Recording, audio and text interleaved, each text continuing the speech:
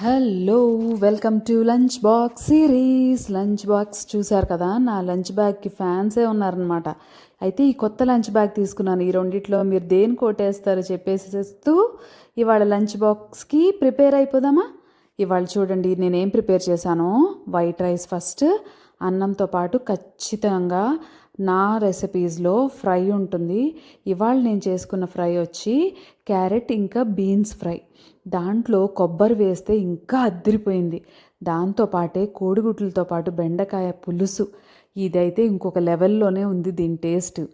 పులుసు ఎప్పుడు చేసినా కూడా దాంట్లో కాంబినేషన్ ముద్దపప్పు ఉంటే సూపర్గా ఉంటుంది.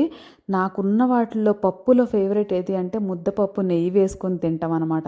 ఉత్తనే తిన్నా బాగుంటుంది కదా, చిన్న చిన్న పిల్లలకి పెడతాం కదా, అలా టేస్టీగా ఉంటుంది.